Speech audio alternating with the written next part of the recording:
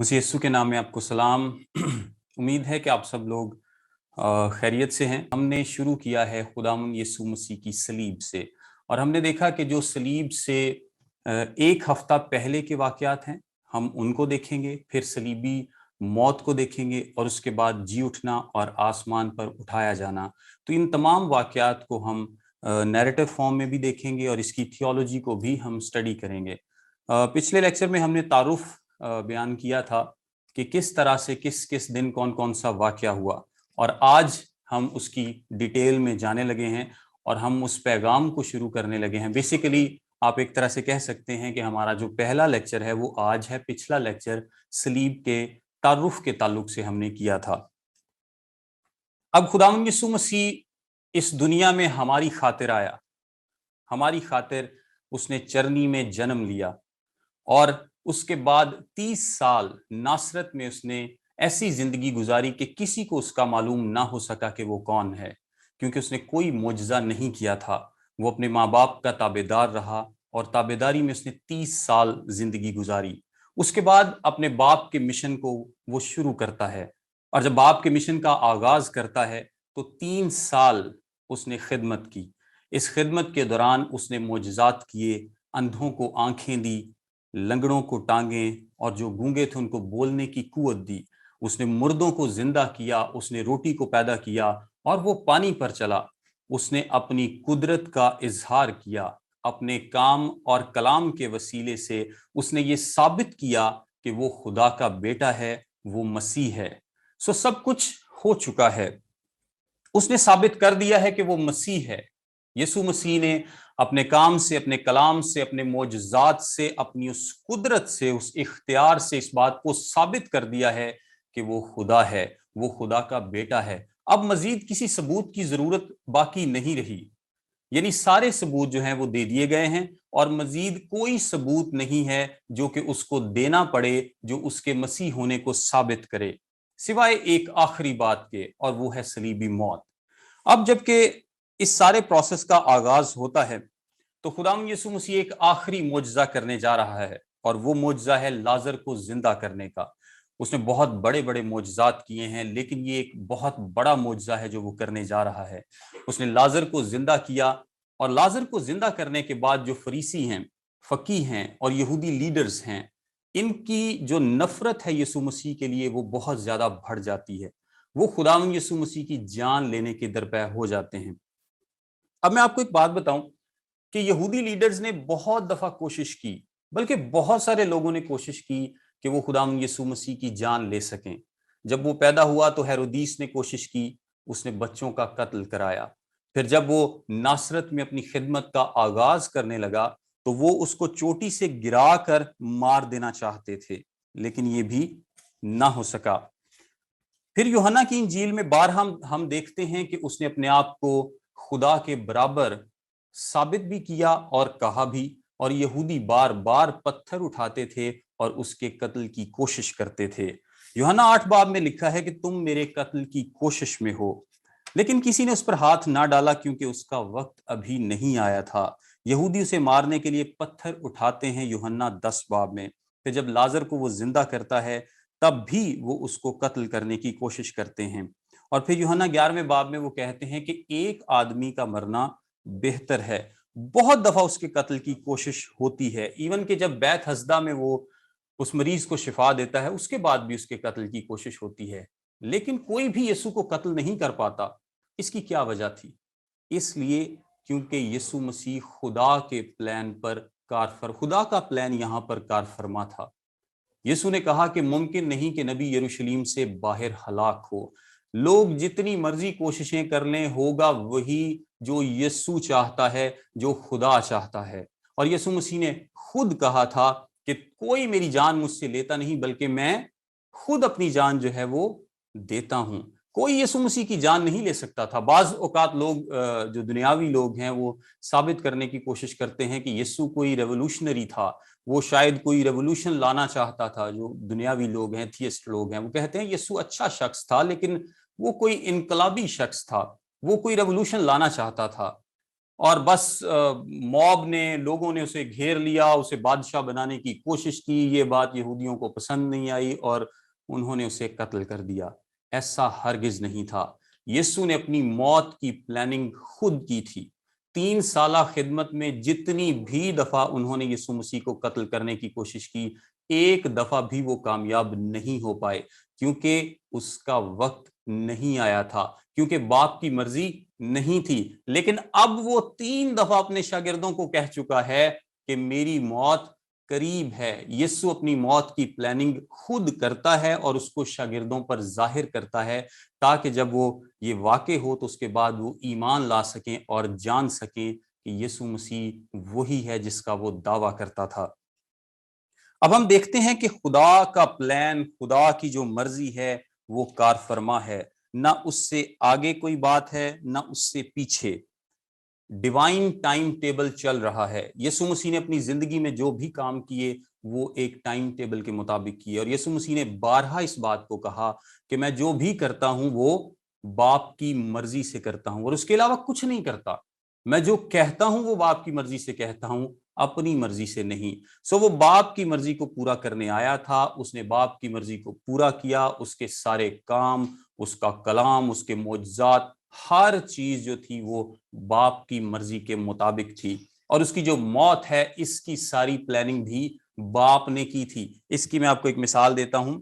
متی 26 باب میں لکھا ہے, جب وہ یسوع مسیح کو قتل کرنے کی پلاننگ کرتے ہیں تو کہتے ہیں کہ ہم عید میں قتل نہیں کریں گے. کیوں؟ تاکہ لوگوں میں بلوا نہ ہو جائے. متی 26 باب میں یہودی لیڈرز یہ کہہ رہے ہیں کہ ہم عید میں اس کو قتل نہیں کریں گے تاکہ لوگ ہمارے خلاف نہ ہو جائیں, کیونکہ لوگ اس کو میریکل ورکر یا معجزات کرنے والا سمجھتے ہیں. کچھ لوگ اس کو مسیح سمجھتے ہیں, کچھ لوگ اس کو اپنا رہنما سمجھتے ہیں, کچھ لوگ اس کو نبی جانتے ہیں. لوگ اس کے پیچھے ہیں. ہم ایسا نہیں کریں گے پاس اوور پر یعنی عید فصح پر, جبکہ لوگوں کا بہت زیادہ رش ہے. ہم اس رش میں ایسا نہیں کریں گے. ہم عید کے بعد اس کو قتل کریں گے. لیکن ہوتا کیا ہے کہ وہی فریسی, وہی یہودی لیڈرز, وہی کاہن اس کو جمعے کے روز صلیب دیتے ہیں. کیوں؟ اس لیے کہ سب کچھ ڈیوائن ٹائم ٹیبل اور خدا کی مرضی کے مطابق ہو رہا تھا. اور فریسی قتل نہیں کرنا چاہتے تھے جمعے کو یا عید پر, عید کے بعد قتل کرنا چاہتے تھے, لیکن وہ عید پر ہی قتل کرتے ہیں. اور جب زمینی خدمت کے دوران وہ بارہا قتل کرنے کی کوشش کرتے ہیں تو وہ قتل نہیں کر پاتے, کیونکہ خدا کی مرضی نہیں تھی. ان ایونٹس کا آغاز کیسے ہوتا ہے؟ ان ایونٹس کا آغاز خداوند یسوع مسیح خود کرتے ہیں. خداوند یسوع مسیح 3 کام کریں گے جو کہ فریسیوں کے, سردار کاہنوں کے اور یہودی لیڈرز کے غصے کو بھڑکا دیں گے.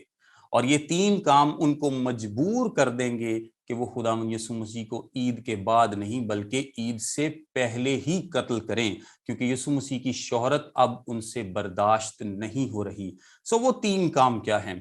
سب سے پہلا کام ہے اس کی یروشلیم میں شاہانہ طور پر جو انٹری ہے, جو یروشلیم میں شاہانہ داخلہ ہے, یہ پہلا کام ہے جس سے فریسیوں کے کان کھڑے ہوتے ہیں. اور دوسرا کام جو ہے وہ ہیکل کی صفائی ہے. یسوع مسیح دوبارہ سے ہیکل میں جاتے ہیں اور وہاں پر پاس اوور کا, کیونکہ بہت زیادہ فسا کی وجہ سے رش ہے, اس سارے کاروبار کو نکال دیتے ہیں. اور تیسرا کام وہ فریسیوں سے, فقیہوں سے, ان کے لیڈر سے کہتے ہیں کہ یہ پاکستان تم سے لے لیا جائے گا اور دوسرے لوگوں کو جو اس کا پھل لائیں دے دیا جائے گا. یہ 3 واقعات ہیں. جب خداوند یسوع مسیح ان تینوں واقعات کو کریں گے تو یہودی لیڈرز مجبور ہو جائیں گے کہ وہ خداوند یسوع مسیح کا جلد از جلد کام تمام کرنے کا سوچیں. اس کا آغاز ہوتا ہے کھجوروں کے اتوار سے, یعنی یروشلیم کے میں شاہانہ داخلے سے. اب ہم یوحنا کی انجیل میں دیکھتے ہیں. آئیے میرے ساتھ نکالیے یوحنا کی انجیل, اس کا 12واں باب اور اس کی پہلی آیت سے. یہاں لکھا ہے, پھر یسوع فصح سے 6 روز پہلے بیتنیہ میں آیا جہاں لازر تھا جسے یسوع نے مردوں میں سے جلایا تھا. یعنی یسوع لازر کو زندہ کرنے کے بعد وہاں سے کچھ عرصے کے لیے افرائیم نام ایک علاقے میں چلا گیا اور پھر واپس وہ بیتنیہ آتا ہے. یہ خداوند یسوع مسیح کا آخری سفر تھا اس زمینی زندگی پر۔ دستور کے موافق وہ جس طرح اسرائیلی مردوں کو لازم تھا کہ سال میں 3 عیدوں پر وہ یروشلیم آیا کریں، یسوع مسیح اپنی زندگی کے 33 سال اس دستور پر عمل کرتا رہا، اور وہ ہر عید پر جو کہ شریعت کے مطابق یہودی مردوں کو کہا گیا تھا کہ وہ عید میں شامل ہوں، عید فصح، عید پینتیکوس، عید قیام، وہ ان عیدوں پر آیا کرتے تھے۔ عید فصح سب سے امپورٹنٹ عید تھی۔ جو یہودی کیلنڈر ہے اس میں ان کا پہلا مہینہ ہے نسان کا مہینہ، اور نسان کا مہینہ ایسے ہی ہے جیسے ہمارا جنوری کا مہینہ ہے۔ یہودی کیلنڈر نسان سے شروع ہوتا ہے اور یہ ہمیشہ مارچ اپریل کے آس پاس آتا ہے۔ اور عید فصح جو ہے یہ کلام مقدس کے مطابق 14 نسان کی شام کو اس کو فصح کو منایا جاتا تھا، اور 15 تاریخ سے لے کر 22 تاریخ تک 7 دن، یعنی اگلے 7 دن عید فطیر یا بے خمیری روٹی کی جو عید ہے اس کو منایا جاتا تھا۔ اور یہ 8 دن اکٹھے تھے، اور بعض اوقات ان 8 دنوں کو عید فصح کہا جاتا تھا، بعض اوقات عید فطیر کو بھی عید فصح کہا جاتا تھا، اور بعض اوقات فصح کے ایونٹ کو ہی فصح کہا جاتا تھا۔ یہ میں بھی آپ کو بتاؤں گا کہ یہ میں کیوں کہہ رہا ہوں۔ اور اس کے بعد عید فصح سے 6 دن پہلے یسوع مسیح آتے ہیں بیتنیہ میں۔ 6 دن کیسے کیلکولیٹ ہوں گے؟ عید فصح جو ہے اس کا جو 14 نسان ہے یہ جمعے کے روز آتی ہے اس سال میں، کیونکہ یہ کیلنڈر چاند کے حساب سے چلتا ہے تو ہر سال یہ ڈیٹ فرق ہوتی ہے۔ اور جس طرح ہمارا لیپ ایئر ہوتا ہے، یہودیوں کا ایک لیپ منتھ ہوتا ہے، تو وہ کیونکہ چاند کے دن تھوڑے سے کم ہیں، ہر چوتھے سال میں وہ 1 مہینہ ایڈ کر لیتے ہیں کیلنڈر میں، تو وہ جو دن آگے جا رہے ہیں وہ پھر واپس آ جاتے ہیں۔ یعنی اگر آپ مسلم کیلنڈر کو دیکھیں تو وہ چاند کے حساب سے چلتا ہے، لیکن وہ ہر سال 10 دن جو ہے وہ پیچھے آتا جاتا ہے۔ لیکن یہودی کیلنڈر جب 3 دفعہ پیچھے آئے گا تو پھر چوتھے سال وہ لیپ منتھ ایڈ کریں گے، 13 مہینے کا چوتھا سال ہوگا، اور پھر وہ سال اگین واپس وہاں پر ہی آ جائے گا انہی دنوں کے آس پاس۔ اس سال میں جمعے کے روز عید فصح تھی، اور جمعے سے آپ 6 دن پہلے لگا لیں تو یہ ہفتے کا دن بنتا ہے۔ ہفتے کے روز یسوع بیتنیہ آتا ہے، اور یہاں سے اس کے آخری ہفتے کا آغاز ہوتا ہے۔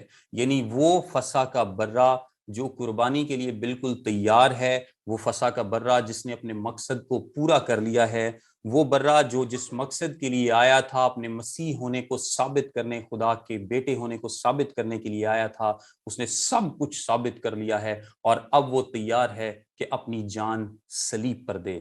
اس جان دینے کے واقعے کے لیے وہ یروشلیم آتا ہے، اور جیسا کہ میں نے بتایا کہ یہ آخری سفر تھا یسوع مسیح کا۔ اب وہ یروشلیم اور بیتنیہ اس کے باہر نہیں جائے گا۔ بیتنیہ یہ ایک چھوٹا سا گاؤں ہے جو کہ یروشلیم سے بالکل 2 میل یا 3 کلومیٹر کے فاصلے پر ہے، اس کی بالکل وسینٹی میں ہے، آس پاس ہے۔ اس وسینٹی سے اب یسوع مسیح باہر نہیں جائے گا، اب وہ اپنی جان دینے کے لیے یہاں آ چکا ہے۔ میں نے ایک چھوٹا سا کمپیریزن آپ کے لیے تیار کیا ہے کہ جس دن یسوع مسیح بیتنیہ آتا ہے اسی دن وہ شمعون کوڑی کے گھر میں کھانا کھانے جاتا ہے، اور ہم اس واقعے کو کبھی نہیں بھول سکتے، کیونکہ یہاں پر خداوند یسوع مسیح پر عطر ڈالا جاتا ہے۔ اس سے پہلے کہ ہم جو اس کی اتوار کے روز یروشلیم میں داخلہ ہے، شاہانہ داخلہ ہے، اس پر غور کریں، میں چاہتا ہوں کہ ہم پہلے اس واقعے پر غور کریں۔ متی 26 باب میں اس کو بیان کیا گیا ہے 6 سے 13 آیات تک، اور مرکس کی انجیل کے 14ویں باب میں، اور یوحنا کی انجیل کے 12ویں باب میں اس کو بیان کیا گیا ہے۔ اب متی، مرکس اور لوکا تینوں اناجیل کا 46% مٹیریل جو ہے، جو ٹیکسٹ ہے، وہ آپس میں ملتا ہے، لیکن یوحنا کی انجیل ان سے فرق ہے۔ یوحنا کی انجیل کا صرف 10% حصہ ایسا ہے جو پہلی تینوں اناجیل میں پایا جاتا ہے۔ یوحنا کی انجیل کا 90% حصہ پہلی تینوں اناجیل میں نہیں پایا جاتا، کیونکہ یوحنا کی انجیل 30 سے 40 سال بعد لکھی گئی باقی اناجیل کے، اس میں کافی گیپ ہے، ایگزیکٹ ڈیٹ معلوم نہیں لیکن اس میں کافی گیپ ہے۔ یوحنا نے 2-4 چیزوں کا بہت خیال رکھا ہے۔ ایک تو اس نے ڈیٹس کا بہت خیال رکھا کہ وہ ترتیب کو بیان کرتا ہے، جیسے یسوع مسیح کی زندگی کے پہلے 6 ماہ سے لے کے 1 سال کے واقعات صرف یوحنا بیان کرتا ہے، اس کو اور کوئی نہیں بیان کرتا. یعنی متی، مرکس اور لوکا یہ بیان کرتے ہیں جب یسوع مسیح کی آزمائش ہوتی ہے, اور اس کے بعد یہ ڈائریکٹلی شروع کرتے ہیں کہ یوحنا استباغی یا یوحنا بپتسمہ دینے والا پکڑوا دیا گیا اور پھر یسوع مسیح نے خدمت شروع کی. لیکن یوحنا بپتسمہ دینے والا جو ہے وہ 6 ماہ سے 1 سال کے بعد پکڑوایا گیا تھا. اس دوران وہ بھی اپنی خدمت کرتا رہا اور یسوع مسیح نے بھی اپنی خدمت کی. اس واقعے کو صرف یوحنا کی انجیل بیان کرتی ہے. اس میں جو نیکودیمس کا واقعہ ہے وہ بھی شامل ہے, جو سامری عورت کا واقعہ ہے وہ بھی اس میں شامل ہے, اور پہلے یوحنا کی انجیل کے پہلے 3-4 ابواب انہی سب واقعات کو بیان کرتے ہیں. سو یوحنا کی انجیل جو ہے یہ کچھ ترتیب کو بیان کرتی ہے, ڈیٹس کو بیان کرتی ہے, اور جو بہت اہم واقعات ہیں ان کو بیان کرتی ہے. سو اگر یوحنا نے کسی چیز کو دوبارہ سے شامل کیا ہے تو اس کا مطلب ہے کہ یہ بہت اہم چیز ہے. جس طرح 5000 کو کھانا کھلانا, اس کو یوحنا نے شامل کیا, اور یہ جو بیتنیہ میں عطر والا واقعہ ہے اس کو بھی یوحنا نے اپنی انجیل میں شامل کیا ہے. سو اس کا مطلب ہے کہ یہ بہت امپورٹنٹ واقعہ ہے. متی کی انجیل 26ویں باب کی 2 آیت میں لکھا ہے, تم جانتے ہو کہ 2 دن کے بعد عید فصح ہوگی اور ابن آدم مصلوب ہونے کو پکڑوایا جائے گا. اگر آپ 25ویں باب کو دیکھیں تو 25ویں باب میں آپ سے وہ ساری باتیں بیان کی گئی ہیں جو یسوع مسیح نے آخری دن یعنی جمعرات کے روز بیان کی تھیں. اس کا مطلب ہے کہ یہاں پر جو بات یسوع مسیح نے کی ہے وہ جمعرات کے روز کی ہے, اور لکھا ہے کہ 2 دن کے بعد عید فصح ہے. حالانکہ عید فصح بالکل اگلے دن تھی. یہ جو اپولوجیٹکس کے اسٹوڈنٹ ہیں میں ان کے لیے بیان کر رہا ہوں کہ عید فصح بالکل اگلے دن تھی, یعنی جمعے کے روز تھی, اور یسوع مسیح جمعرات کو یہ کہہ رہے ہیں کہ 2 دن بعد عید فصح ہے. اور اسی طرح جو مرکز کی انجیل ہے اس میں لکھا ہے 14ویں باب میں آپ پڑھ سکتے ہیں کہ 2 دن بعد یسوع مسیح نے کہا عید فطیر اور عید فصح ہوگی. سو جیسے میں نے پہلے کہا, آج بھی یہودی ان 7 دنوں کو عید فصح بولتے ہیں. یعنی آپ اس ایک دن کو بھی عید فصح بول سکتے ہیں, 7 دنوں کے پیریڈ کو بھی عید فصح بول سکتے ہیں, وہ پورے 8 دنوں کے پیریڈ کو بھی عید فصح بول سکتے ہیں. سو متی نے صرف عید فصح لکھا, مرکز نے عید فصح اور فطیر لکھا, تھوڑی سی ایکسپلین کیا. لیکن یہ واقعہ 6 دن پہلے کا ہے, جمعرات کے بعد کا واقعہ نہیں. بالکل ان کے آگے متی اور مرکز میں یہ واقعہ بیان کیا گیا ہے. یہ واقعہ 6 دن پہلے کا ہے. اور اگر ہم اس ٹیکنیک کو دیکھیں تو مرکز نے اس کا اکثر استعمال کیا, متی نے بھی اس کا استعمال کیا. اس کو بولتے ہیں سینڈوچ ٹیکنیک. یعنی جب آپ کسی بات کو کر رہے ہیں تو آپ پاسٹ کا کوئی واقعہ لیتے ہیں جو کہ ریلیونٹ ہے اور آپ اس کو وہاں پر بیان کرتے ہیں, یعنی اپنی گفتگو میں ایک پاسٹ کا واقعہ بیان کرتے ہیں. اس کو سینڈوچ ٹیکنیک بولتے ہیں اور اکثر رائٹرز اس کا استعمال کرتے ہیں. سو مرکز نے بھی یہاں پر یہی کیا ہے کہ اس نے جمعرات کے روز جو باتیں ہوئی ہیں, یعنی جو بالا خانے میں یسوع مسیح نے واعظ دیا ہے, اس میں اس کو شامل کیا ہے اور کہا ہے کہ یسوع بیتنیہ گیا تھا. لیکن یوحنا, میں نے آپ کو بتایا کہ یوحنا نے ڈیٹس کا بہت خیال رکھا ہے. سو یوحنا کہتا ہے کہ 6 روز پہلے یسوع مسیح بیتنیہ جاتا ہے. سو آئیے اس بہت ہی خوبصورت واقعے کو دیکھتے ہیں. یہ میں نے تھوڑا سا ڈیٹس کے تعلق سے آپ کو بتایا. اچھا, آئیے اس واقعے کو دیکھتے ہیں کیونکہ یہ بہت ہی خوبصورت واقعہ ہے جو کہ بیان کیا گیا ہے. لکھا ہے کہ وہ شمعون کوڑی کے گھر میں ان کی دعوت تھی. اب یسوع بیتنیہ آیا کہاں پر ہے؟ لازر کے گھر میں. لازر, مریم اور مارتھا کے گھر میں. یہ یسوع مسیح کے دوست تھے. یسوع مسیح جب بھی یروشلم آتے تو خیال کیا جاتا ہے کہ یہ ہمیشہ لازر کے گھر ٹھہرتے تھے, اور آخری ہفتے میں آپ دیکھیں گے کہ پورا ہفتہ یسوع مسیح لازر کے گھر ٹھہرے ہیں. وہ لازر کے گھر ٹھہرتے ہیں, صبح جاتے ہیں یروشلم, پھر واپس لازر کے گھر آتے ہیں, پھر جاتے ہیں یروشلم, اور اسی طرح سے وہ 4 سے 5 دن لگاتار یروشلم جاتے اور واپس آتے ہیں اور لازر کے گھر میں ٹھہرتے ہیں. لیکن یہ جو دعوت ہے یہ شمعون کوڑی کے گھر میں ہے. ایک شمعون فریسی کی بھی دعوت کا ذکر ہے لیکن اس کا اس سے کوئی تعلق نہیں ہے. لوکا 7 باب میں یہ واقعہ, متی 26, مرکز 14 اور یوحنا 12 باب میں ہے. لوکا 7 باب میں ایک شمعون فریسی کا واقعہ ہے. وہاں بھی ایک عورت آتی ہے جو کہ بالوں سے یسوع مسیح کے پاؤں پوچھتی ہے, لیکن وہ ٹھیک عورت نہیں تھی. اس کا اس واقعے کے ساتھ کوئی تعلق نہیں ہے. یہ جو واقعہ ہے یہ شمعون کوڑی کے گھر میں ہوتا ہے, اور ڈیفینیٹلی شمعون کوڑی جو ہے وہ اب کوڑ کا مریض نہیں ہے, وہ ٹھیک ہو چکا ہے. اور اس زمانے میں ایک ہی علاج تھا کوڑ کا, اور وہ یسوع مسیح تھا. شمعون کوڑی یسوع مسیح کی دعوت کرتا ہے, اور اس دعوت میں لازر, مریم اور مارتھا یہ لوگ بھی موجود ہیں. ہم اندازہ لگا سکتے ہیں کہ کوئی تقریباً 20 کے قریب لوگ وہاں پر موجود ہوں گے. یعنی یسوع مسیح کے گھر والے, یسوع مسیح کے شاگرد, جو شمعون کوڑی ہے اس کے گھر والے, اور جو لازر کی فیملی ہے شاید کچھ اور لوگ بھی ہوں. یہ کھانا کھانے بیٹھے تھے, اور کھانا اس زمانے میں کیسے کھایا جاتا تھا؟ ایک یو شیپ ٹیبل ہوتی تھی اور وہ ریکلائن کرتے تھے. ریکلائن کا مطلب یہ ہے کہ وہ بالکل سیدھے بیٹھ کر کھانا نہیں کھاتے تھے, بلکہ وہ تھوڑے سے ٹیڑھے ہو کر کھانا کھاتے تھے. جس طرح آپ نے گاؤں میں دیکھا ہوگا, یا آج کل بھی کچھ ریسٹورینٹس میں اس کا رواج ہے کہ وہ ایک گاؤں تکیہ رکھ دیتے ہیں اور وہ انسان تھوڑا سا لیٹ جاتا ہے, تھوڑا سا ریسٹنگ پوزیشن میں ہوتا ہے, کیونکہ کھانا ایک بہت اہم ایونٹ تھا. اور کھانے کے وقت وہ آج کل کی طرح نہیں تھا کہ ایک ہاتھ میں موبائل اور ایک ہاتھ میں نوالا, بلکہ اس وقت جو کھانا تھا وہ اس پر اپنے دن کی باتیں شیئر کرتے تھے, ایک دوسرے سے بات کرتے تھے, اور وہ کھانا لمبا چلتا تھا کیونکہ وہ بہت ساری گفتگو کرتے تھے, اور وہ اس گفتگو کرنے کے لیے وہ تھوڑے سے لیٹ جاتے تھے. اب جب کھانا کھانے بیٹھے تو مریم بھی وہاں پر موجود ہے. عموماً عورتیں جب مرد کھانا کھاتے تھے تو وہاں پر موجود نہیں ہوتی تھیں, اور مریم کے پاس ایک عطر ہے. میں اس کو 12ویں باب سے پڑھتا ہوں, 3 آیت سے. پھر مریم نے جٹا ماسی کا آدھ سیر خالص اور بیش قیمت عطر لے کر یسوع کے پاؤں پر ڈالا. اب یہاں پر مریم موجود ہے, اور عطر کیوں یہاں پر موجود ہے؟ عطر نارملی اس لیے رکھا جاتا تھا کیونکہ پسینہ بہت زیادہ لوگوں کو آتا تھا جب وہ مختلف علاقوں میں جاتے تھے, پھرتے تھے. تو جو کپڑے تھے ہماری طرح نہیں کہ صبح کے کپڑے اور شام کے اور دوپہر کے اور سونے کے کپڑے, اور ان کے پاس اتنے کپڑے نہیں ہوا کرتے تھے. اور جب وہ پیدل سفر کرتے تھے تو ان کو پسینہ آتا تھا اور کپڑوں سے بدبو آتی تھی. اور جب بھی آپ کسی کے گھر میں جاتے تو اگر وہ لوگ افورڈ کر سکتے تو وہ آپ کو عطر دیتے تھے تاکہ آپ عطر لگا سکیں یا خوشبو والا تیل لگا سکیں اور آپ سے اچھی مہک آئے. یہ نہ ہو کہ آپ 4 لوگ کھانا کھانے بیٹھیں اور آپ بیٹھ ہی نہ سکیں کیونکہ اسمیل بہت زیادہ ہے. اس کے علاوہ وہ پاؤں دھونے کو بھی دیتے تھے, اور ایک جگہ پر یسوع نے ایک فریسی سے اس بات کا شکوہ بھی کیا کہ تو نے پاؤں دھونے کو مجھے پانی نہیں دیا. وہ پانی بھی دیتے تھے, وہ عطر بھی دیتے تھے, لیکن وہ تھوڑا تھوڑا اپنی حیثیت کے مطابق کوئی نہ کوئی خوشبو دیتے تھے تاکہ وہ اس کا استعمال کر سکیں. مریم کے پاس جو عطر ہے یہ بہت قیمتی عطر ہے, اور مرکز اس کی جو ویلیو بتاتا ہے وہ 300 درہم بتاتا ہے. اس زمانے میں ایک دن کی مزدوری 1 درہم تھی, یعنی ایک دن میں آپ 1 درہم کما سکتے تھے جو عام مزدور تھا. جس طرح آج 20 یا 22 ہزار ہے, اس وقت 1 درہم 1 دن کی مزدوری تھی, اور ہفتے میں 6 دن کام کاج کیا جاتا تھا. تو اگر آپ 52 ہفتے نکال دیں تو آپ سال میں زیادہ سے زیادہ 300 درہم کما سکتے ہیں.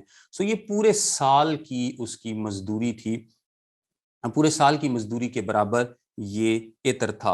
اور جو اس کے پاس باٹل تھی, یعنی جو جار تھا, وہ سفید رنگ کے پتھر کا تھا, سفید رنگ کے سنگ مرمر جیسا آپ اسے کہہ سکتے ہیں, جو کہ درمیان سے موٹا اور اس کی گردن اوپر سے پتلی ہوتی ہے. یہ بہت ہی قیمتی عطر تھا جو اس کے پاس تھا. اب مریم کے پاس اتنا قیمتی عطر کہاں سے آ گیا؟ عورتیں تو کام نہیں کرتی تھی نارملی, یہ کوئی فیملی پروڈکٹ تھی, یعنی ان کی فیملی کے پاس. ہو سکتا ہے کہ وہ امیر گھر سے تعلق رکھتے ہوں, وہ کھاتے پیتے گھر سے تعلق رکھتے ہوں, اور یہ بھی ہو سکتا ہے کہ ان کے پاس چیز ہی یہی ہو, یعنی بہت ساری کچھ قیمتی چیزیں بھی انسان رکھتا ہے تو انہوں نے قیمتی چیز کسی اور مقصد کے لیے رکھی ہو. بہرحال یہ بہت قیمتی عطر تھا. اب جب وہ کھانا کھا رہے ہیں تو ایک سرپرائز واقع ہوتا ہے, اور وہ سرپرائز کیا ہے؟ وہ سرپرائز یہ ہے کہ مریم اس عطر کو لاتی ہے اور مرکز کے مطابق وہ اس بوتل کو توڑ دیتی ہے. اور متی اور مرکز کے مطابق, اگین میں جو اپولوجیٹکس کے اسٹوڈنٹ ہیں ان کے لیے بتاؤں گا کہ ان دونوں اناجیل میں لکھا ہے کہ اس نے سر پر تیل ڈالا یا عطر ڈالا, اور یوحنا کی انجیل لکھتی ہے کہ اس نے پاؤں پر عطر کو ڈالا. تو یہ کانٹراڈکشن نہیں ہے. جب یسوع مسیح نے جواب دیا شاگردوں کو تو یسوع مسیح نے کیا کہا کہ اس نے میرے مرنے کے لیے میرے بدن پر عطر ڈالا ہے. بیسیکلی جو سر ہے یہ بدن کو ظاہر کرتا ہے, یعنی سر پر تیل ڈالا اس کا مطلب پورے بدن پر تیل ڈالا. اور اس نے جو تیل تھا, جو عطر تھا, وہ سر سے لے کر پاؤں پر ڈالا تھا, کیونکہ آدھا سیر, آدھا کلو عطر تھا, اور یہ بہت زیادہ ویلیو رکھتا تھا. مریم نے اس کو سر سے پاؤں تک ڈالا تھا. متی اور مرکز اس کو بیان کرتے ہیں کہ سر پر ڈالا, لیکن جو یوحنا کی انجیل ہے وہ بیان کرتی ہے کہ اس نے پاؤں پر ڈالا. ایک اور انٹرسٹنگ بات میں آپ کو بتاؤں کہ مریم کا نام یا لازر کا نام نہ متی مرکز دونوں اناجیل جنہوں نے اس واقعے کو بیان کیا ہے وہ نہیں لیتے. وہ کیوں نہیں لیتے؟ کیونکہ شاید یہ خیال کیا جاتا ہے کہ جب متی اور مرکز کی اناجیل لکھی گئی تو شاید وہ لوگ بھی زندہ ہوں گے، وہ آس پاس کہیں ہوں گے، اور ان کے لیے خطرہ ہو سکتا ہے کہ اگر ٹیکسٹ میں ان کا نام لکھا جائے کہ یہ بھی اس کے ساتھ تھے یا یہ انہوں نے یہ کام کیا تھا۔ یوحنا کی انجیل کیونکہ ان سے بہت بعد میں لکھی گئی، اور عام طور پر کہا جاتا ہے کہ یسوع مسیح کی موت کے تقریباً 60 سال بعد لکھی گئی، تو اس وقت یا تو لازر، مریم اور یہ ساری فیملی نہیں ہوگی یا بہت بوڑھی ہوگی، اور کوئی ڈر اس وقت موجود نہیں ہوگا۔ بہرحال جیسے خدا کی مرضی تھی، خدا نے بعد میں ان کا نام لکھوایا ہے، پہلی لکھی جانے والی اناجیل میں ان کا نام نہیں ہے۔ اب جب وہ تیل کو ڈالتی ہے تو تیل نیچے بہہ جاتا ہے، اور ایک دم سے شاگرد جو ہیں وہ پریشان ہو جاتے ہیں، وہ غصہ کرتے ہیں، اور وہ کہتے ہیں کہ کیوں یہ تیل ضائع کیا گیا۔ وہ یہ نہیں سوچتے کہ یہ تیل کس پر، یہ عطر کس پر ڈالا گیا ہے، وہ اس بارے میں نہیں سوچتے، بلکہ وہ یہ کہتے ہیں کہ کیوں اس عطر کو ضائع کر دیا گیا، یہ تو 300 دینار سے زیادہ کو بک کر غریبوں کو دیا جا سکتا تھا۔ لیکن یسوع مسیح کیا کہتے ہیں؟ یسوع مسیح کہتے ہیں کہ اسے تنگ نہ کرو، جان دیو تاڈی مہربانی، چھڑ دے انہوں گلاں نہ کرو، جو اس نے کیا ہے وہ بہت اچھا کام کیا ہے، اور جو اس نے کیا ہے وہ میں میک شور کروں گا کہ پوری دنیا میں جہاں جہاں انجیل کی منادی ہوگی اس واقعے کا ذکر ہوگا۔ اور یسوع مسیح نے روح القدس نے اس واقعے کو اناجیل میں لکھوایا، اور آج بھی ہم اس واقعے کا ذکر سنتے ہیں۔ اچھا، یہاں پر ایک انٹرسٹنگ لفظ میں آپ کو بتاؤں گا کہ جو مرکز کی انجیل میں لکھا ہے کہ وہ اسے ملامت کرنے لگے۔ ملامت کے لیے جو اصل مطلب ہے اس کا یونانی متن میں، وہ ہے سنوٹنگ۔ سنوٹنگ، اگر آپ نے کبھی ٹی وی پر بل فائٹ دیکھی ہو تو جب آپ بل کو للکارتے ہیں اور وہ غصے سے آپ کی طرف دیکھتا ہے تو اس کا جو ناک ہے وہ پھول جاتا ہے۔ پنجابی میں اس کو کہتے ہیں ناساں پھول گیاں ہوندیاں غصے سے۔ تو یہ لفظ استعمال ہوا ہے شاگرد، ایک شاگرد نہیں، یوحنا نہیں، سارے شاگرد، یہودا اسکریوتی نہیں تھا اکیلا، سارے شاگرد غصے میں آ گئے تھے۔ بولا یہودا اسکریوتی تھا، لیڈ اس نے کیا تھا، لیکن سب نے غصہ کیا تھا انجیل کے مطابق، اور اس طرح کا غصہ کیا تھا جس کو پنجابی میں کہتے ہیں کہ انہوں نے ناساں پھل گیاں۔ تو یسوع مسیح نے کیا سی؟ آرام نہ بیٹھو، انہیں جو کیتا ہے بہت اچھا کیتا ہے، بہت اچھا کیا ہے، میں اس کے اس ایکٹ کو قبول کرتا ہوں۔ اب مریم کا ایکٹ تھا کیا؟ بیسیکلی اس نے محبت میں، عزت میں اور پرستش میں یہ ایکٹ کیا تھا۔ یعنی اس نے کیا کیا تھا؟ اپنا جو کچھ بھی تھا اس کے پاس، اس نے یسوع کے قدموں پر نچھاور کر دیا تھا۔ اپنی سب سے قیمتی چیز اس نے یسوع مسیح کے اوپر لٹا دی تھی، دے دی تھی اس نے یسوع مسیح کے اوپر۔ اور شاگرد جس طرح کہتے ہیں کہ ضائع کر دیے، لیکن وہ ضائع نہیں ہوئی تھی۔ یسوع مسیح نے اس ایکٹ کو قبول کیا تھا۔ بے شک وہ چیز اس کے بعد قابل استعمال نہیں تھی، لیکن یسوع مسیح کے نزدیک اس نے بہت اچھا کام کیا تھا۔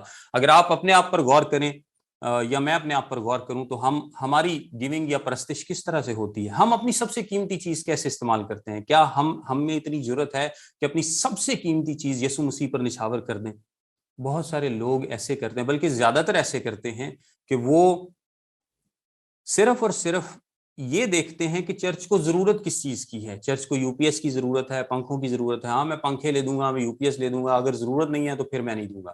کیا آپ نے کبھی محبت میں دینے پر غور کیا ہے کہ نہیں، مجھے ضرورت کے تحت نہیں دینا، میں نے اپنا بجٹ نہیں دیکھنا، میں نے اپنا بینک اکاؤنٹ نہیں دیکھنا، میں نے یہ نہیں دیکھنا کہ میری جیب میں کتنے پیسے ہیں، میرا گھر کا خرچہ پورا ہوگا، اس کے بعد کیا ہوگا، میرے بچوں کی فیس کہاں سے جائے گی۔ آپ نے ایسا نہیں کرنا کہ چرچ جانے سے پہلے 100 روپے کا جو جنہوں پان کہندے نے پنجابی سے، وہ دکان سے لیں، 2 جوس کے ڈبے لیں، چلو بچے جوس بھی پیئیں گے، اور 10-10 روپے سب کو بانٹ دیے کہ یہ چرچ میں چندہ ڈالیں گے۔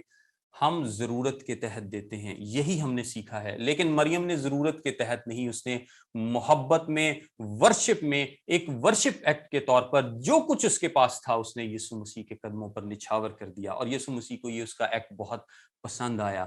اب اس کا استعمال کوئی نہیں ہوگا۔ بعض اوقات یہ لوگ سوچتے رہتے ہیں کہ میں چرچ میں دے دوں گا تو چرچ والے ٹھیک استعمال نہیں کریں گے، پادری کھا جائے گا، اینج کر دیں گے، اونج کر۔ آپ نے دے دیا، آپ کا قبول ہو جائے گا۔ آپ نے یسوع مسیح کو دیا ہے، آپ نے خدا کو دیا ہے۔ مریم نے یسوع پر وہ سارا عطر جو ہے وہ لگا دیا، اور یسوع مسیح نے اس ایکٹ کو قبول کر لیا۔ بعد میں تو وہ عطر استعمال میں نہیں آئے گا۔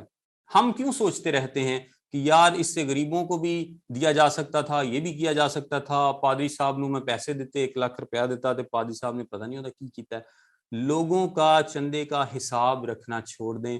اور میں آپ کو ایک بات بتاتا ہوں کہ اگر آپ اس طریقے سے دینا سیکھیں گے جس میں جو سیلف لیس ہو, جس کے اندر آپ کا کوئی مطلب نہ ہو اور جو ضرورت کے تحت نہ ہو, بلکہ آپ کا دل کرے کہ میں یسوع مسیح کی محبت میں اپنے سب سے قیمتی چیز جو ہے وہ اس کو دوں گا, تو پھر یقین کریں کہ اگر یسوع مسیح نے مریم کے اس ایکٹ کو یاد رکھا, اور نہ صرف خود یاد رکھا بلکہ اس نے میک شور کیا کہ ساری دنیا اس کو یاد رکھے, وہ آپ کے بھی اس ایکٹ کو یاد رکھے گا, کبھی بھولے گا نہیں.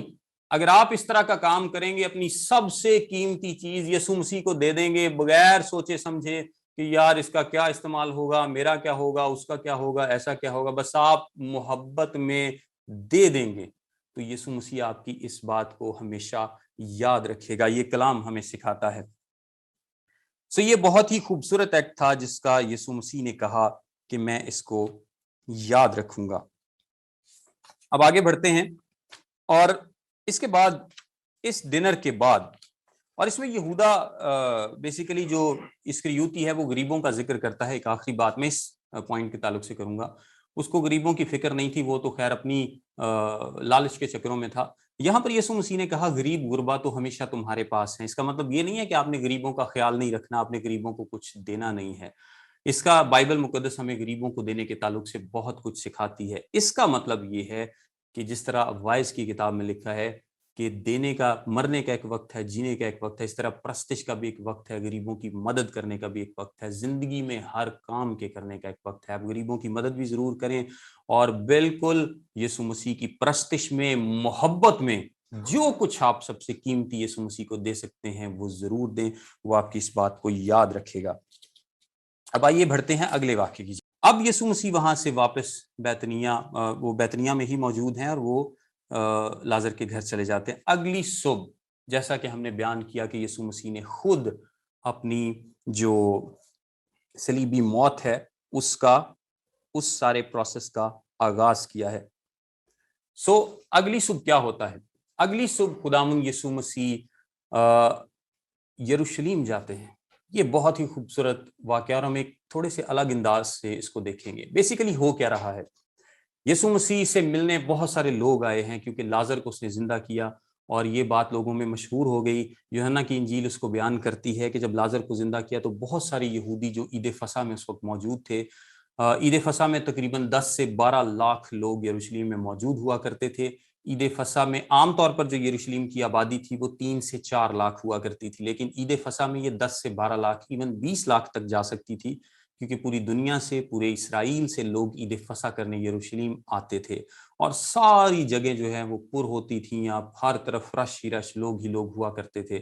یہ لوگ جب انہوں نے یسوع مسیح, اور آپ یہ بھی اندازہ کریں کہ وہ لوگ گلیل سے آئے تھے, کچھ سامریا سے آئے ہوں گے, کوئی یہودیہ سے آئے ہوں گے, کوئی فنیشیا سے آئے ہوں گے, کوئی یردن پار سے آئے ہوں گے. یہ سارے لوگ یسوع مسیح کی سٹوریز کے ساتھ آئے تھے, یعنی یسوع مسیح کے بارے میں انہوں نے سن رکھا تھا. ان کے پاس کہانیاں تھیں کہ ایک یسوع نبی ہے. فون تو تھا نہیں کہ وہ واٹس ایپ پہ ساری انفارمیشن شیئر کر لیں, ایک دوسرے کے ساتھ یہ کہانیاں شیئر کرتے تھے کہ یسوع نے ایسے مردے کو زندہ کیا, ایسے کو شفا دی. ہر طرف یسوع مسیح کی باتیں تھیں, اور جب انہیں پتہ چلتا ہے کہ یسوع مسیح بیتنیہ میں ہے تو وہ سارے لوگ بیتنیہ آتے ہیں, اور وہاں پر بہت بڑی بھیڑ اکٹھی ہو جاتی ہے. کچھ لوگ, کلام میں لکھا ہے کہ بھیڑ اس کے آگے اور پیچھے تھی. کچھ بھیڑ جو تھی وہ یروشلیم سے شامل ہو رہی تھی, اور کچھ جو پیچھے سے آئی تھی اور جو بیتنیہ میں تھے وہ لوگ اس کے ساتھ چل رہے تھے, اور کچھ آگے سے شامل ہو رہے تھے. بھیڑ آگے پیچھے ہر طرف بھیڑ ہی بھیڑ تھی, اور وہ اس بھیڑ کو لے کر یروشلیم میں داخل ہوتا ہے, اور یسوع مسیح اپنی صلیبی موت کی طرف اس پروسیس کا آغاز خود کرتا ہے. کوئی اس کی جان لیتا نہیں بلکہ وہ خود ہی اپنی جان دیتا ہے. اب اگر آپ اس بات پر غور کریں کہ کیوں یسوع مسیح نے ایسا ہونے دیا, جب 5000 کو یسوع مسیح نے کھانا کھلایا تھا تو آپ کو یاد ہوگا کہ اس وقت یہودی لوگ کیا چاہتے تھے, اس کو بادشاہ بنانا چاہتے تھے, لیکن یسوع مسیح نے ایسا نہیں ہونے دیا. بہت سارے موقع ایسے آئے, لکھا ہے کہ یسوع چپکے سے ان کے بیچ میں سے نکل گیا. یہ کلام بیان کرتا ہے جب اس نے 5000 کو کھانا کھلایا, لوگوں کو لگا کہ یہ تو فری کھانا بھی دیتا ہے, معجزے بھی کرتا ہے, یہ تو بہت اچھا بادشاہ ہے, تو وہ اس کو بادشاہ بنانا چاہتے تھے, لیکن یسوع چپکے سے ان کے بیچ سے نکل جاتا ہے. بہت سارے موقع تھے جب وہ یسوع کو بادشاہ بنانا چاہتے تھے, لیکن یسوع نے ایسا نہیں ہونے دیا، خود نہیں ہونے دیا، کیونکہ اس کا وقت نہیں تھا۔ اب یسوع مسیح خود ایسا ہونے دے رہا ہے، نہ صرف خود ایسا ہونے دے رہا ہے بلکہ وہ لوگوں کو اکٹھا کر رہا ہے، اکٹھا کر کے خود یروشلم کی جانب گامزن ہے۔ اور وہ لوگوں کی سوچ کیا تھی؟ وہ اگین یسوع مسیح کو بادشاہ بنانا چاہتے تھے، وہ یسوع مسیح کے ساتھ چل رہے ہیں، وہ نعرے لگاتے ہیں، ہوشانہ عالم بالا پر ہوشانہ، مبارک ہے وہ جو خداوند کے نام سے آتا ہے۔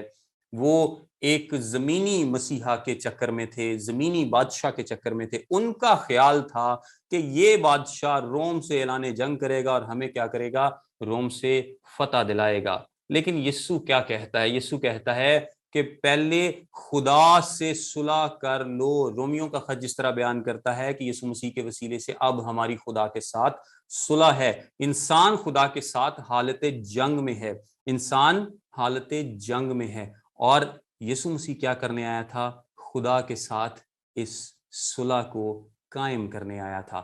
جب تک یہ صلح نہیں ہوگی، جب تک آپ کی خدا کے ساتھ صلح نہیں ہوگی، اس دنیا میں بھی امن اور صلح نہیں ہوگا۔ جب تک آپ یسوع مسیح کی صلیبی موت کو قبول نہیں کریں گے، آپ اس کی بادشاہی میں بھی داخل نہیں ہو سکیں گے۔ لیکن وہ لوگ کیا چاہتے تھے کہ ہم اس کی صلیبی موت کو قبول نہ کریں، بلکہ ڈائریکٹلی یہ روم سے ہماری خاطر جنگ لڑے، اعلان جنگ کرے۔ اتنے سارے لوگ اس کے ساتھ ہیں، آپ اندازہ کر سکتے ہیں کہ شاید لاکھوں لوگ اس کے ساتھ یروشلم میں جا رہے تھے، اور وہ لوگ نعرے لگا رہے ہیں، اور یسوع اب انہیں منع نہیں کر رہا۔ کیوں؟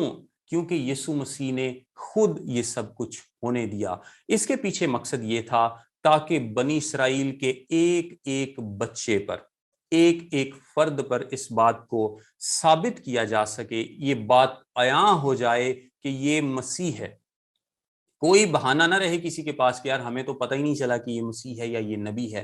سب لوگ نہ صرف جان لیں بلکہ اپنے منہ سے اقرار کریں، اس کے مسیح ہونے کے نعرے لگائیں، اس کے بادشاہ ہونے کے نعرے لگائیں۔ سارے اسرائیل کو، سارے یروشلم کو پتہ چل جائے کہ یہ مسیح ہے، اور کسی پر کوئی بات چھپی نہ رہے تاکہ وہ بے الزام نہ رہ سکیں۔ یسوع نے یہ سٹیج خدا کی مرضی سے سیٹ کیا تھا، اور یسوع مسیح اپنے 2 شاگردوں کو بھیجتا ہے تاکہ وہ ایک گدھے کے بچے کو لا سکیں۔ اب متی کی انجیل میں لکھا ہے کہ وہ لادو کو، یعنی گدھے کے بچے کو، گدھی اور اس کی ماں کو، دونوں کو لے آئے اور دونوں پر کپڑے ڈالے اور وہ ان پر بیٹھ گیا۔ کچھ لوگ یہاں پر کنفیوز ہوتے ہیں۔ دونوں کو لانے کا مقصد یہ تھا کہ شاگردوں کو یہ نہیں تھا پتا، پہلی تو بات ہے کہ وہ ان میں سے کس پر بیٹھے گا، اس لیے اس نے دونوں پر کپڑے بچھائے۔ اور دوسری بات یہ ہے کہ یسوع مسیح نے جو دونوں میں سے لو تھا، کم تھر تھا، اس کو سلیکٹ کیا تاکہ زکریا کی کتاب میں جو نبوت لکھی ہے وہ پوری ہو کہ دیکھ سیون کی بیٹی سے کہو کہ دیکھ تیرا بادشاہ تیرے پاس آتا ہے، وہ حلیم ہے اور گدھے پر سوار ہے، بلکہ لادو کے بچے پر۔ سو یسوع مسیح نے اس بچے کا انتخاب کیا۔ بچے کی ماں کا ساتھ آنا اس لیے ضروری تھا کیونکہ کبھی کلام کے مطابق اس پر کوئی سوار نہیں ہوا تھا۔ اتنے زیادہ رش میں اگر آپ ایک گدھے کے بچے کو لگا دیں گے یا اس پر سواری کریں گے تو وہ کبھی بھی سیدھا نہیں چلے گا جب تک اس کی ماں اس کے ساتھ نہ ہوگی۔ سو اس کی ماں کو لانے کا یہ بھی مقصد تھا تاکہ وہ اپنی ماں کو ساتھ ساتھ فالو کرے۔ اس کے بعد انہوں نے اپنے کپڑے اور درختوں سے، کھیتوں سے ڈالیاں لیں جو کہ کھجور کی ڈالیاں تھیں، یوحنا کی انجیل بیان کرتی ہے، اور وہ اس کے آگے آگے بچھاتے گئے۔ کپڑے بچھانے کا کیا مطلب ہے؟ کپڑے بچھانے کا یہ مطلب ہے کہ یو کین واک اوور می، یعنی آپ مجھ پر چل سکتے ہیں، میں آپ کے جوتوں کے نیچے لیٹتا ہوں، میں آپ کے قدموں کے نیچے لیٹتا ہوں، آپ مجھ پر مکمل اختیار رکھتے ہیں، میں آپ کو اپنا بادشاہ، اپنا آقا تسلیم کرتا ہوں۔ جب آپ کپڑے کسی کے پاؤں میں یا کسی کی سواری کے نیچے کپڑے بچھاتے تھے تو اس کا مطلب تھا کہ میں آپ کو اپنا سب کچھ تسلیم کرتا ہوں اور میں آپ کے حکم پر چلوں گا، آپ کی جوتیوں کے میں نیچے ہوں۔ سو وہ اس بات کا اقرار کر رہے ہیں کہ ہم اس بادشاہ کے تابع ہیں۔ اور جو انہوں نے کھجور کی ڈالیاں آگے بچھائی ہیں، اس کا مطلب جو مکاشفہ کی کتاب کے مطابق یہ سالویشن یعنی نجات کی خوشی کو ظاہر کرتی ہیں۔ نجات کس بات کی؟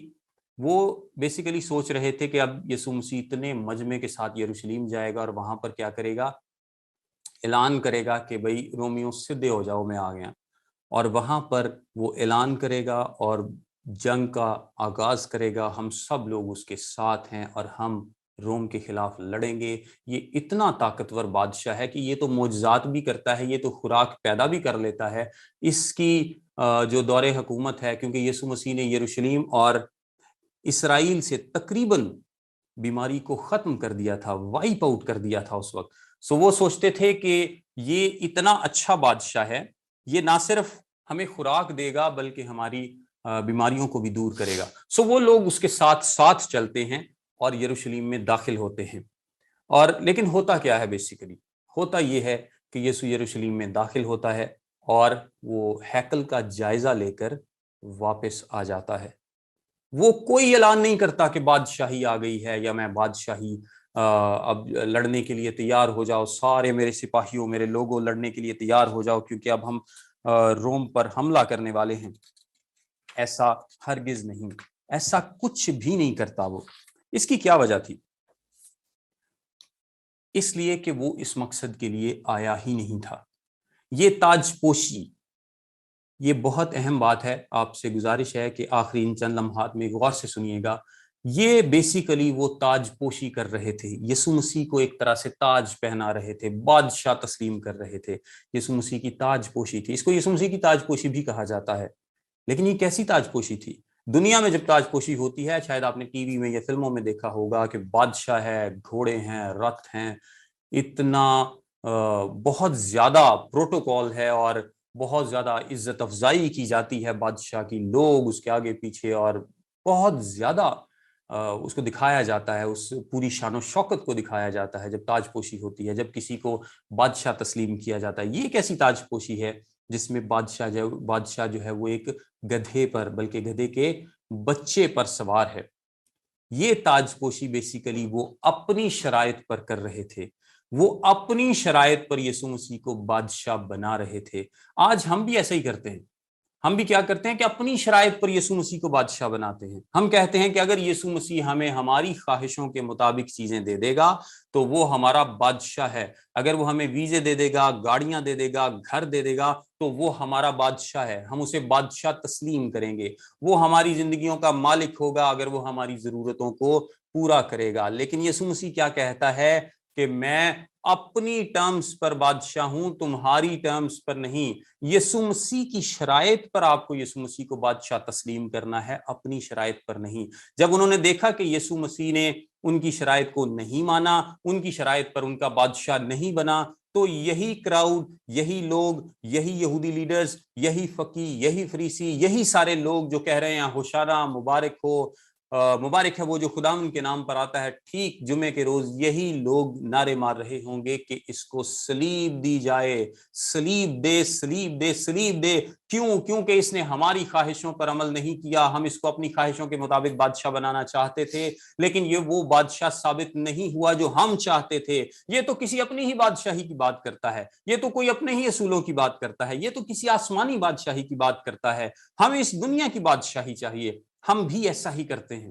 ہمیں اس دنیا کی بادشاہی چاہیے, ہم اس دنیا کی بادشاہی کی بات کرتے ہیں, اور جب ہماری بات تسلیم نہیں کی جاتی تو ہم بھی چوتھے پانچویں دن, 2 ماہ, سال بعد یسوع مسیح کو چھوڑ دیتے ہیں. ہم کہتے ہیں کہ یسوع مسیح ہماری خواہشات کو پورا کرے تو وہ ہمارا بادشاہ ہے, نہیں کرے تو ہم برگشتہ ہو جاتے ہیں. اور عبرانیوں کے خط کے مطابق جب ہم برگشتہ ہوتے ہیں تو ہم یسوع مسیح کو اپنی طرف سے دوبارہ مصلوب کرتے ہیں, اعلانیہ ذلیل کرتے ہیں. یہ خدا کا کلام بیان کرتا ہے. ان لوگوں نے بھی ایسا ہی کیا تھا اور آج ہم بھی ایسا ہی کرتے ہیں. جب ان کی خواہشات پوری نہیں ہوئی تو انہوں نے کہا کہ اس کو صلیب دے دو, یہ ہمارے کام کا نہیں ہے. اور وہ کہتے تھے کہ ہم اس کو اپنے اوپر بادشاہی نہیں کرنے دیں گے. ہم بھی کہتے ہیں کہ یسوع ہماری زندگیوں کا بادشاہ نہیں ہے اگر وہ ہماری ضروریات کو پورا نہیں کرتا. اور کلام کیا کہتا ہے کہ اگر ہم اس کی بادشاہی کی اور اس کی راست بازی کی تلاش کریں گے تو باقی ساری چیزیں ہمیں مل جائیں گی. آپ نے غور کرنا ہے کہ آپ مسیح کی تاج پوشی کس طرح سے کرتے ہیں. کیا آپ بھی ان لوگوں کی طرح مسیح کو اپنی شرائط پر بادشاہ بنانا چاہتے ہیں, یا آپ خداوند یسوع مسیح کو سچے دل سے اس کی ٹرمز پر, اس کی شرائط پر بادشاہ تسلیم کرتے ہیں؟ اب یہ پہلا واقعہ ہے جو خداوند یسوع مسیح نے کر دیا ہے. اتنے سارے لوگوں کو دیکھ کر فریسی اور فقیہ پریشان ہو چکے ہیں, وہ گھبرا گئے ہیں, وہ لرز اٹھے ہیں, اور اب وہ کیا سوچنے پر مجبور ہوں گے کہ جلد اس کا کام تمام کیا جائے۔ اس کے بعد جو 2 واقعات ہوں گے، یعنی یسوع مسیح یروشلیم میں ہیکل کو صاف کرے گا اور پھر وہ بہت ساری باتیں فریسیوں کے بارے میں کہے گا اور ان کو بتائے گا کہ کس طرح سے ان کا گھر ان سے لے لیا جائے گا اور ان کو دیا جائے گا، وہ پاکستان ان کو دیا جائے گا جو اس کا پھل لائیں گے۔ جب یہ واقعات ہوں گے تو فریسیوں کی پلاننگ فیل ہو جائے گی۔ وہ جو سوچ رہے تھے کہ ہم اس کو عید کے بعد قتل کریں گے، وہ سوچنے پر مجبور ہو جائیں گے کہ نہیں، اب ہم مزید برداشت نہیں کر سکتے۔ سو یہ ایونٹس ایک ایک کر کے کس طرح سے انفولڈ ہوں گے، ہم آگے جا کر ان کو دیکھیں گے۔ اس میں یہ بہت ساری باتیں اور بھی ہیں اس کے تعلق سے۔ جب آپ ان نوٹس کو پڑھیں گے، یہ آلموسٹ 10 صفحوں کے نوٹس ہیں، 8 سے 10 صفحوں کے، تو پھر آپ بہت ساری ڈیٹیل کو اس میں دیکھ پائیں گے۔ خدا آپ سب کے ساتھ ہو، آپ کو بڑی برکت دے۔